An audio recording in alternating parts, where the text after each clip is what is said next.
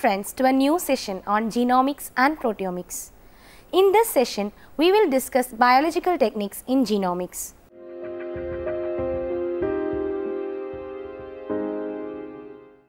The basic tools of gene exploration. DNA sequencing. Sequencing is a key technique in genomics. Since the 1970s, a wide variety of DNA sequencing technologies have been developed, resulting in gains of many orders of magnitude in speed and accuracy. The Sanger dideoxy method or chain terminator method, which is developed by Frederick Sanger and co-workers, got awarded the 1980 Nobel Prize in Chemistry, has been dominant in the field. This method relies on replicating many copies of the to-be sequenced DNA segment in 4 separate in vitro reactions, where each reaction is associated with one of the 4 dideoxynucleotides, A's, C's, G's and T's. Instead of a deoxynucleotide, a dideoxynucleotide or analogues of normal deoxynucleotides in which the 3' hydroxyl group has been replaced by a hydrogen is recruited, the replication then suddenly terminates at precisely that base. Hence, each reaction produces many DNA fragments of various lengths with the same non-base at the end of each fragment. The to-be sequenced DNA sequence can be simply be read from the length distribution on the gel using gel electrophoresis. Later developments modified this protocol to use fluorescently labeled dideoxynucleotides, which permits one reaction containing all 4 chain terminating bases rather than 4 separate reactions. Recently, next generation sequencing technologies based on parallelizing the sequencing process have made it possible to produce thousands or millions of sequences at a cost much lower than those of the traditional terminator based methods. Sequencing of the model genomes is the most important application of sequencing in the last 2 decades. It consists of 2 basic steps. First, many copies of subsequences of a few hundreds of base pairs are generated by the sequencers. These small pieces of sequences with every base node are called as reads. Then, the reads are assembled to reconstruct the genome. There are possible base calling errors in the rate generation step because efficient methods or algorithms are needed to analyze image data and correctly call a base at each position. At the assembly step, there is no prior knowledge of how the reads are supposed to fit together, and furthermore, assembly is analogous to solving a massive one-dimensional jigsaw puzzle with a pathological property that many of the pieces occur many times in different places due to the repetitive nature of genomes. Fairly sophisticated mathematical models and a variety of base calling, mapping or assembly algorithms have been developed to solve the problems with varied degrees of success. Since the completion of the Human Genome Project, technological improvements and automation have increased speed and lowered cost to the point where individual genes can be sequenced routinely. One new sequencing technology involves watching DNA polymerase molecules as they copy DNA, the same molecules that make new copies of DNA in our cells, with a very fast movie camera and a microscope, and incorporating different colors of bright dyes, one each for the letters A, T, C and G, which can be seen in figure 1. This method provides different and very valuable information than what is provided by the instrument systems that are in most common use. Another new technology entails the nanopore based DNA sequencing, involves threading single DNA strands through extremely tiny pores in a membrane. DNA bases are read one at a time as they squeeze through the nanopore. The bases are identified by the measuring differences in their effect on ions and electric current flowing through the pore. Using nanopores to sequence DNA offers many potential advantages over current methods. The goal is for sequencing to cost less and be done faster. Unlike sequencing methods currently in use, nanopore DNA sequencing means researchers can study the same molecule over and over again. The DNA to be sequenced is prepared as a single strand or template DNA is supplied with a mixture of all 4 normal deoxynucleotides in ample quantities, which is DATP, DGTP, DCTP and DTTP. A mixture of all 4 dideoxynucleotides, each labeled with a tag that fluoresces a different color, each present in limiting quantities. DDATP, DDGTP, DDCTP, DDTTP, then DNA polymerase 1.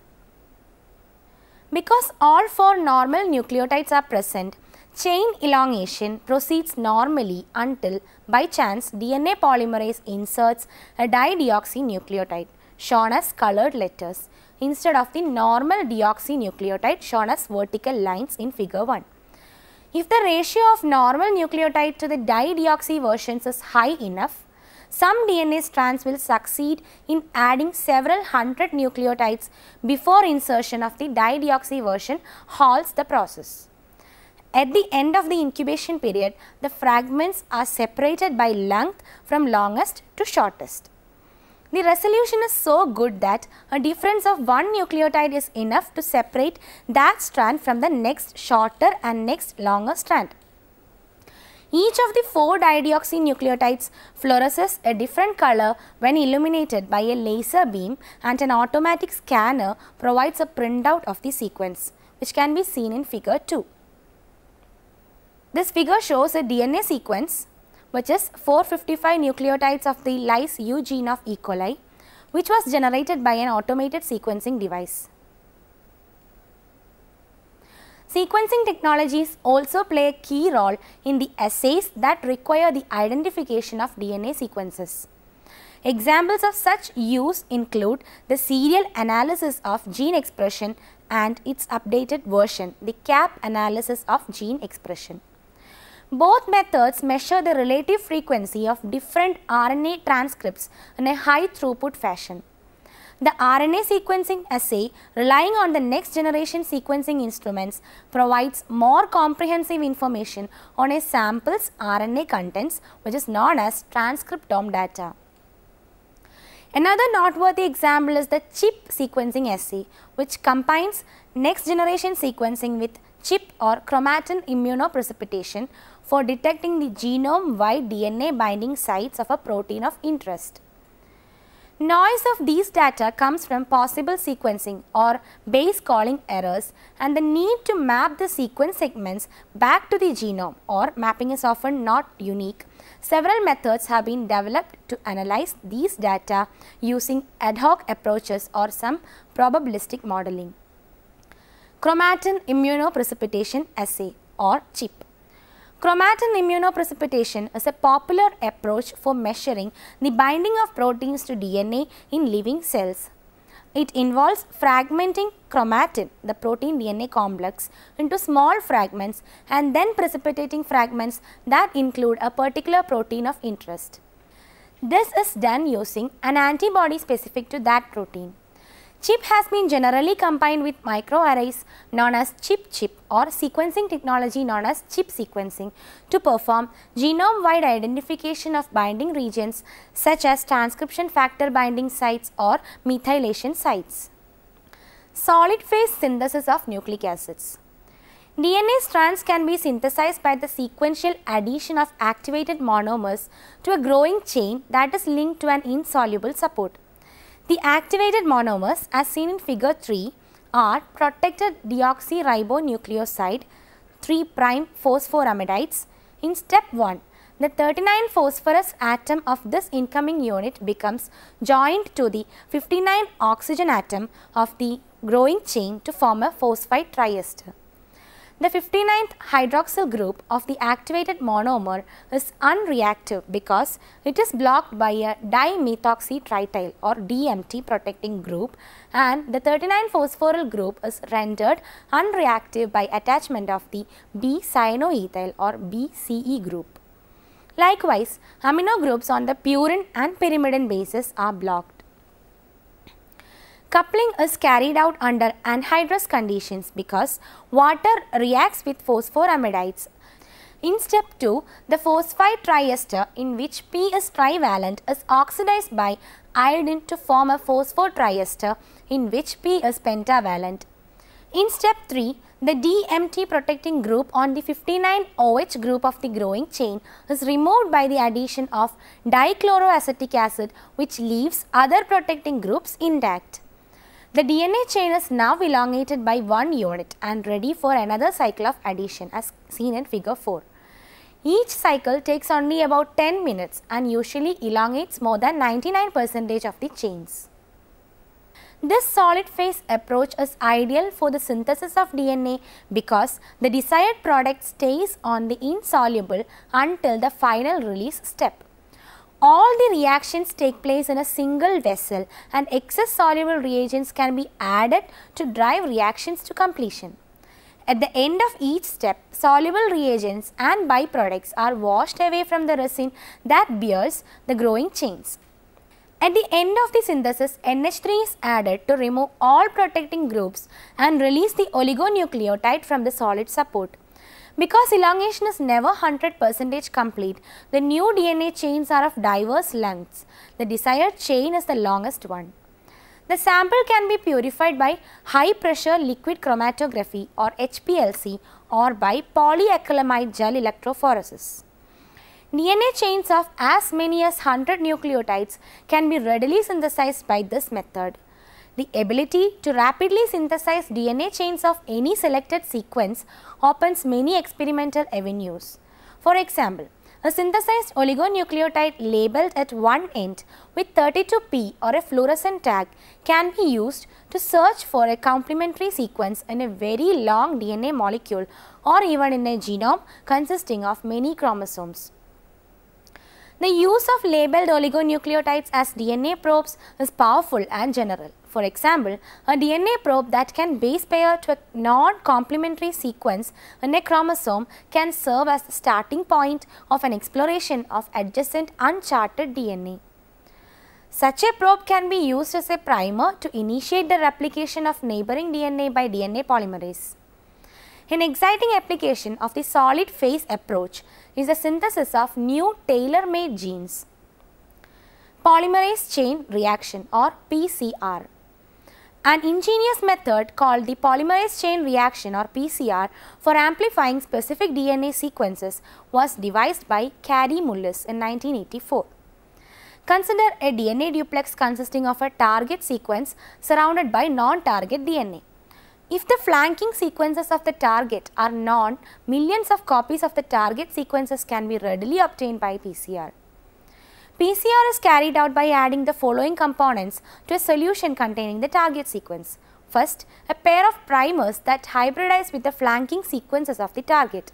Second, all 4 deoxyribonucleoside triphosphates or DNTPs. And third, a heat stable DNA polymerase. A PCR cycle consists of 3 steps, which is shown in figure 5. First one, strand separation. The 2 strands of the parent DNA molecule are separated by heating the solution to 95 degrees Celsius for 15 seconds. Second, hybridization of primers. The solution is then abruptly cooled to 54 degrees Celsius to allow each primer to hybridize to a DNA strand. One primer hybridizes to the 3' end of the target on one strand and the other primer hybridizes to the 3' end on the complementary target strand. Parent DNA duplexes do not form because their primers are present in large excess. Primers are typically from 20 to 30 nucleotides long. Third is DNA synthesis. The solution is then heated to 72 degrees Celsius, the optimal temperature for heat stable polymerases. One such enzyme is Taq DNA polymerase, which is derived from Thermus aquaticus, a thermophilic bacterium that lives in hot springs. The polymerase elongates both primers in direction of the target sequence because DNA synthesis is in the 5' to 3' direction. DNA synthesis takes place on both strands but extends beyond the target sequence. These 3 steps constitute one cycle of the PCR amplification and can be carried out repetitively just by changing the temperature of the reaction mixture. The thermostability of the polymerase makes it feasible to carry out PCR in a closed container. No reagents are added after the first cycle. At the completion of the second cycle, 4 duplexes containing the targeting sequence have been generated. Of the 8 DNA strands comprising these duplexes, 2 short strands constitute only the target sequence, the sequence including and bounded by the primers. Subsequent cycles will amplify the target sequence exponentially. Ideally, after n cycles, the desired sequence is amplified 2n-fold. The amplification is a million-fold after 20 cycles and a billion-fold after 30 cycles, which can be carried out in less than an hour. Several features of this remarkable method for amplifying DNA are noteworthy. First, the sequence of the target need not to be known. All that is required is knowledge of the flanking sequences so that complementary primers can be synthesized. Second, the target can be much larger than the primers. Targets larger than 10 kb have been amplified by the PCR. Third, primers do not have to be perfectly matched with flanking sequences to amplify targets. With the use of primers derived from a gene of non-sequence, it is possible to search for variations on the theme. In this way, families of genes are being discovered by PCR. Fourth, PCR is highly specific because of the stringency of hybridization at relatively high temperature. Stringency is the required closeness of the match between primer and target, which can be controlled by temperature and salt. At high temperatures, only the DNA between hybridized primers is amplified. A gene constituting less than a millionth of the total DNA of a higher organism is accessible by PCR. Fifth, PCR is exquisitely sensitive. A single DNA molecule can be amplified and detected. PCR is a powerful technique in medical diagnostics, forensics and studies of molecular evolution. PCR can provide valuable diagnostic information in medicine. Bacteria and viruses can be readily detected with the use of specific primers. For example, PCR can reveal the presence of small amounts of DNA from the human immunodeficiency virus or HIV in persons who have not yet mounted an immune response to this pathogen. In these patients, assays designed to detect antibodies against the virus would yield a false negative test result. Finding Mycobacterium tuberculosis bacilli in tissue specimens is slow and laborious. With PCR, as few as 10 tubercle bacilli per million human cells can be readily detected. PCR is a promising method for the early detection of certain cancers. This technique can identify mutation of certain growth control genes such as the RAS genes. The capacity to greatly amplify selected regions of DNA can also be highly informative in monitoring cancer chemotherapy. Tests using PCR can detect when cancerous cells have been eliminated and treatment can be stopped. They can also detect a relapse and the need to immediately resume treatment. PCR is ideal for detecting leukemias caused by chromosomal rearrangements. PCR is also having an effect in forensics and legal medicine. An individual DNA profile is highly distinctive because many genetic loci have highly variable within a population. For example, variations at one specific location determines a person's HLA type, that is human leukocyte antigen type, or organ transplants are rejected when the HLA types of the donor and recipients are not sufficiently matched. PCR amplification of multiple genes is being used to establish biological parentage in disputed paternity and immigration cases. Analysis of blood stains and semen samples by PCR have implicated guilt or innocence in numerous assault and rape cases. The root of a single shed hair found at a crime scene contains enough DNA for typing PCR. DNA is a remarkably stable molecule, particularly when shielded from air, light and water. Under such circumstances, large fragments of DNA can remain intact for thousands of years or longer. PCR provides an ideal method for amplifying such ancient DNA molecules so that they can be detected and characterized. PCR can also be used to amplify DNA from microorganisms that have not yet been isolated and cultured. Microarrays. A microarray introduced in 1995 is a chip printed with thousands of variants of a particular polymer such as DNA, RNA or cDNA.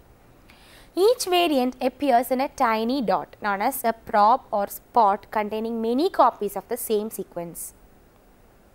The target or sample sequences labeled with fluorescence tags are washed across the chip. The dots, when bound by the target sequences, either fluoresce or are detected by some other imaging methods. The luminescent intensity of each probe indicates the relative quantity of the target present. A recent important application of microarrays is the tiling array, where nearly every sequence in a genome of at least some particular length, example 30 base pair, is tiled on the array. Tiling arrays are powerful for genome-wide investigation and have been used in many studies such as transcriptome mapping and protein binding sites mapping. Though different in wet laboratory protocols, various applications of microarrays end up with the same output format, that is, a high-resolution image of thousands of variously illuminated little dots. Worth of the assay is predicated on the image processing and subsequent statistical analysis. Microarrays exemplify the typical paradigms of modern statistics. Observations with thousands of dimensions are repeated only a few times under possibly different conditions. There exists high sparsity and noise in data. Noise enters from many sources: non-specific binding of target to probe or false positives, unanticipated inaccessibility of certain probes or false negatives, and unknown relationship, that is generally non-linear, between total measured luminescence and quantity of the target. A rich statistical literature tackling these challenges has emerged, such as multiple testing, false discovery rates and related measures. We have chosen to highlight several of the many technologies presently in use in DNA sequencing. These and other technologies and techniques come together in pairs and higher order groupings to generate the diversity of biological data presently being produced in laboratories around the world. As we pointed out, CHIP, a selection protocol, can be combined with any of a number of sensing technologies, including sequencing, microarrays or PCR, depending upon the desired scale and resolution of the assay. Such combinations of assays from biochemistry and statistics is likely to be the direction of molecular and systems biology in the next decade. DNA or gene libraries, construction of genomic library. A DNA library is a set of cloned fragments that collectively represent the genes of a particular organism. There are two general types of gene library: a genomic library, which consists of the total chromosomal DNA of an organism, and a cDNA library, which represents the mRNA from a cell or tissue at a specific point of time. Constructing genomic library. After genomic DNA has been isolated and purified, it is digested with restriction endonucleases. These enzymes are the key to molecular cloning because of the specificity they have for particular DNA sequences. It is important to note that every copy of a given DNA molecule from a specific organism will give the same set of fragments when digested with a particular enzyme. By digesting complex genomic DNA, it is possible to reproducibly divide its genome into a large number of small fragments, each approximately the size of a single gene. Some enzymes cut straight across the DNA to give flush or blunt ends. Other restriction enzymes make staggered or single-strand cuts, not identical, producing short single-stranded projections at each end of the digested DNA are known as cohesive or sticky ends. Ligating DNA molecules. The DNA products resulting from restriction digestion to form sticky ends may be joined to any other DNA fragments treated with the same restriction enzyme. Thus, when the two sets of fragments are mixed, base pairing between sticky ends will result in the annealing of fragments that were derived from different starting DNA. Their pairing of fragments derived from the same starting DNA molecules termed re-annealing. Each DNA fragment is inserted by ligation into an appropriate vector DNA molecule, which allows the whole recombinant DNA to then be replicated indefinitely within microbial cells. In this way, a DNA fragment can be cloned to provide sufficient material for further manipulations. Thus, all of the DNA extracted from an organism and digested with a restriction enzyme will result in a collection of clones. This collection of clones is known as a gene library. This approach is called shotgun cloning. Let us summarize the following discussion on biological techniques in genomics. Sequencing is a key technique in genomics. This method relies on replicating many copies of the to-be sequenced DNA segment in 4 separate in vitro reactions, where each reaction is associated with one of the 4 dideoxynucleotides A's, C's, G's and T's. Instead of a deoxynucleotide, a dideoxynucleotide is recruited. The replication then suddenly terminates at precisely that base. An ingenious method called the polymerase chain reaction is another technique used for amplifying specific DNA sequences. Another important tool used in genomics is microarray, a chip printed with thousands of variants of a particular polymer such as DNA, RNA or cDNA. Each variant appears in a tiny dot known as a probe or spot containing many copies of the same sequence.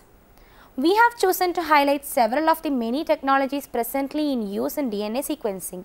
These and other technologies and techniques come together in pairs and higher order groupings to generate the diversity of biological data presently being produced in laboratories around the world. A genomic library is prepared by isolating total DNA from the organism, digesting it into small fragments of suitable size, and cloning the fragments into an appropriate vector. Before we attend the next session, please try to answer the following questions. Write an overview nanopore based DNA sequencing. Discuss how electrophoresis is used to separate the different fragments of DNA produced by the Sanger technique. Third, write short note on PCR, that is polymerase chain reaction. Fourth, what are the 2 basic steps in the sequencing of the model genomes? Fifth, discuss chromatin immunoprecipitation assay. Books for your reference are Introduction to Bioinformatics by Atwood and Parry Smith, Pearson Education. Bioinformatics, a beginner's guide by Jean Michael Claverie, John Wiley and Sons. Structural Bioinformatics by Philip E. Bourne and Hales Wasing Ville. Essential Bioinformatics by Jin Xiong, Cambridge University Press. Bioinformatics, Sequence and Genome Analysis, Mount DW, Cold Spring Harbor Laboratory Press, New York. Bioinformatics by Baxivanius AD and Quilleti BFF, John Wiley and Sons. Thank you for watching this session. See you next time. Until then, bye.